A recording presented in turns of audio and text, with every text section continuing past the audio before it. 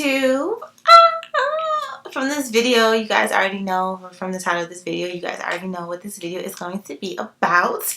I am going to be talking to you guys about graduation, my last semester of nursing school, and all that good stuff, y'all. Tear. So, let's get started. Alright, you guys, so as you all know, I have been in nursing school now for the last 2 years, and it feels like it has flown by. I literally remember doing my first video on here, and I was like, oh my gosh, I got accepted into nursing school. And now I am done with nursing school. I have officially graduated. Yay! I will even show you guys. I don't have my degree in here. I guess with college they send you your degree in the mail, but I do have my actual thingamacallit. I can actually finally tell you guys what school I went to. So yes, this is like the degree holder right here. Inside is just a letter saying that you will get your degree in the mail. Blah blah blah. Blah blah. So yeah. So this semester was a roller coaster for me.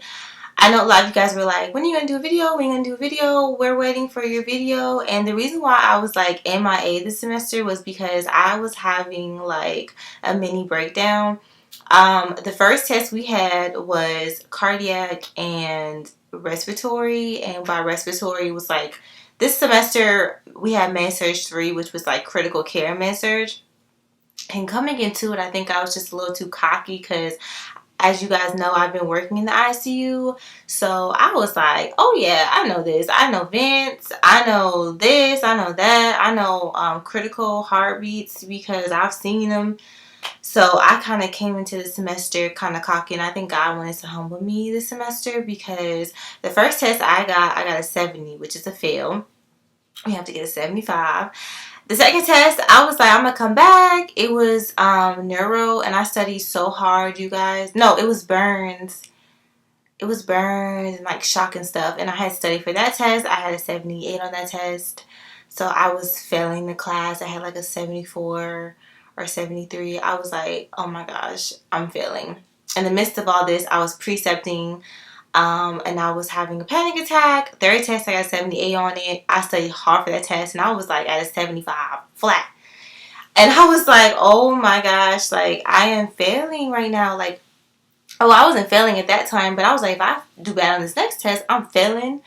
And I was just like freaking out. I was like, oh my gosh, like if I fail this semester, what's gonna happen? Like, I've been telling people how to study, and I'm over here half A in it my last semester because I was so tired. And I don't know if it's just because I have been putting in so much work study wise from the jump, and that I was burnt because I was burnt out, you guys.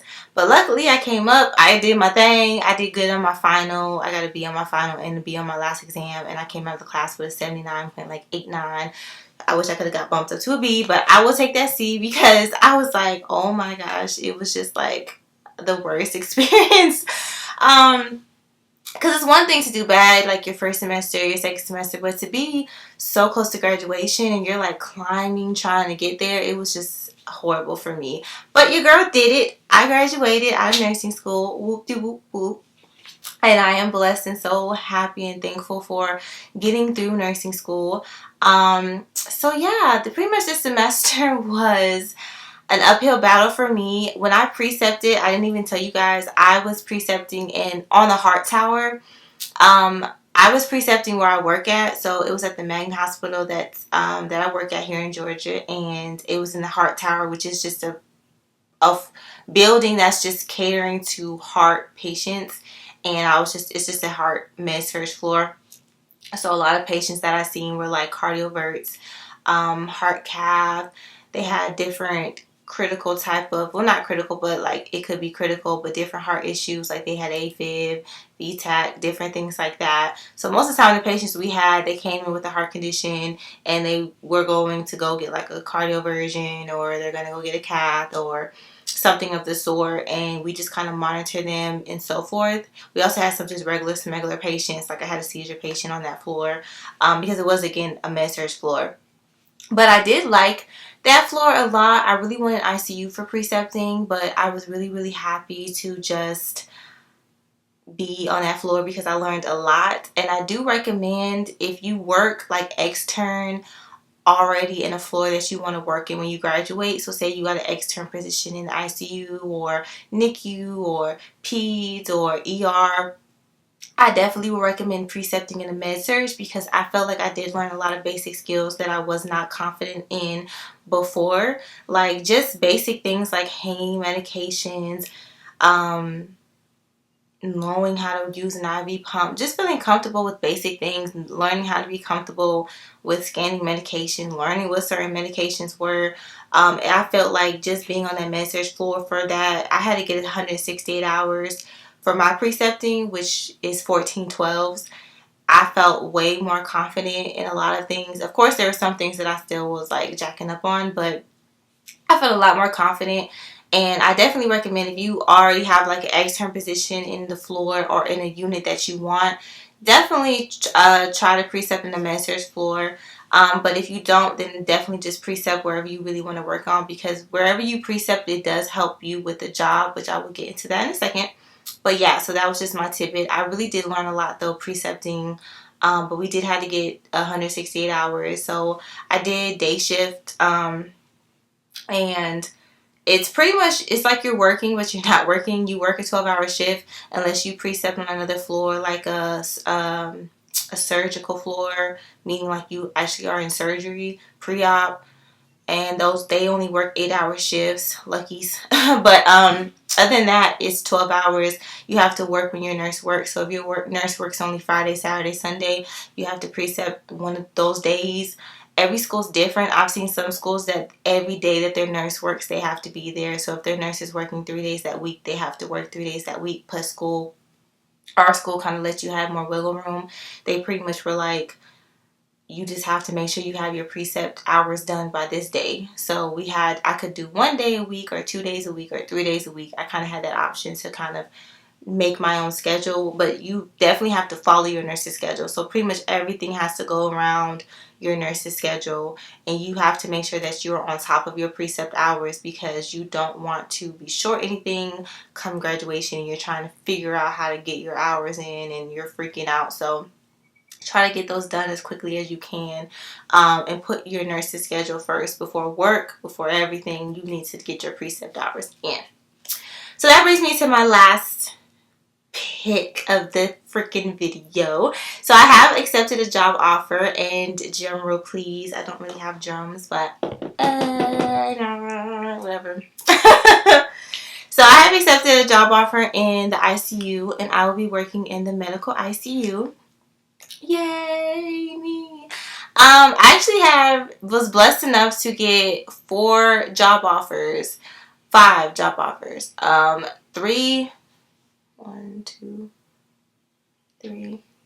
3 of them were in a critical unit. 1 was like a step down ICU, and 2 were the unit that I already work in, and then 1 was like telemetry, and that was at a bigger hospital in Atlanta that's really popular. I'm not going to say the name, but you guys can guess it. It's a really popular hospital. And that was a floor I didn't want, and the 1 was like a step down. But I really wanted to do ICU. I'm comfortable in ICU. I feel like ICU fits my personality. I have heard that people say if you work in the ICU, you're bougie. I feel kind of some type of way about that, but I think it fits my personality because I'm very reserved. I'm very quiet type of person. I kind of like to have things kind of set, like in order, like a chaos, but in an orderly way. And I think the ICU gives me that. And I just have grown to like the ICU. I've grown to love critical care. I kind of love how much critical care nurses get to learn and get education on how much responsibility we have, because like with critical care nurses, you're the only ones who can run codes. You guys take certain classes that maybe some other people cannot take, and this is not knocking any other floor, not at all, but I just wanted that for myself because I love learning and doing more things, and I just felt like critical care kind of fit me. Plus I feel like when you do work in critical care, you have a lot of leeway to kind of go different routes in nursing, because a lot of times they require critical care. So if I want to go back to school, nurse practitioner, nurse anesthesiologist, I can do that. If I want to go to NICU or ER, I can kind of I have a lot more flexibility because our oncology specialties like that, because a lot of times they look for critical care experience. So that's another reason why I was really happy and blessed to have gotten so many offers for critical care, and I decided to take an offer in the critical care unit at a hospital here in Georgia, and I will be in the medical ICU, and that is just so awesome, you guys, because I know I did my ADN and BSN, and so many people were like, oh my gosh, you won't be able to be whatever. I am blessed because I beat the odds, and I am so thankful and so happy and so blessed, y'all. So blessed. And I will do a video on like pay, because that's another thing I want to talk about, because everybody was like, oh my gosh, aliens don't get paid nothing. I will do a video on that because I've literally was in talks with a couple of hospitals, and I will let you guys know like the means of these different places. So that's another video. I might film it right after this because I'm in a talking mood today, y'all. But yeah, so I have took that job offer, and I'm so excited, you guys. So excited. And that job, I have to take my NCLEX, which is the next last little tidbit. I plan on taking my NCLEX mid-June or end of June, or maybe even the beginning of July. I just today signed up to get my fingerprinted, so I have to go to UPS and get my fingerprinted, and I have to get this form notarized. And I also have to send over like this background check authorization, and they said it usually takes about 3 weeks for them to kind of get all your information, so I probably won't even be able to take my test until the end of June, beginning of July, which I'm okay with that, because I did want to, I will be probably using UWorld and ATI just to see, and I'm going to be purchasing a month, and I kind of wanted to study hard for a month, an entire month, before I even took my test. So I will be probably taking my test mid-June, end of June, and hopefully get my NCLEX, and then I'll go get graduation pictures, like professional pictures and stuff done, because I'm so scary. I was like, I want to make sure before I take graduation pictures. So yeah. That's when I plan on taking my NCLEX, but I did already start the process, so hopefully tomorrow I'll get everything put in and filled in, and hopefully I can hear something back from them to register for my test in the next 2 or 3 weeks. And yeah, so that is where I'm at, you guys. I am so excited. It feels so weird to be done with school, so this summer I really just plan on working as an extern, and just making my money and saving up my money, and then just waiting, studying to take my NCLEX, and I will update you guys on that whole process. And that's really all that I'm doing right now. It's just kind of waiting to take my NCLEX. It's kind of bittersweet when you graduate, because you're so excited. You're like, yay, I'm done with nursing school. But then it's like, oh, the NCLEX is like this big cloud that's like hovering over your parade.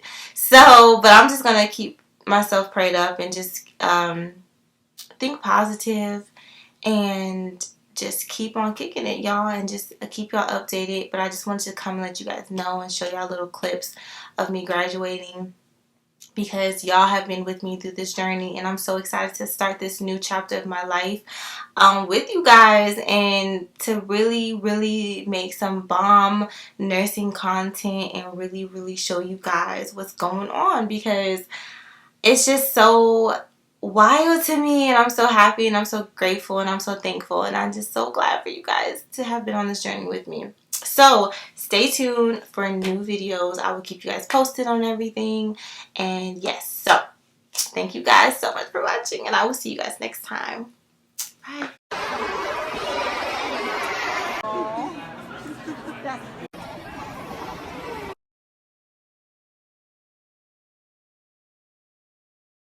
I think we got too much sun.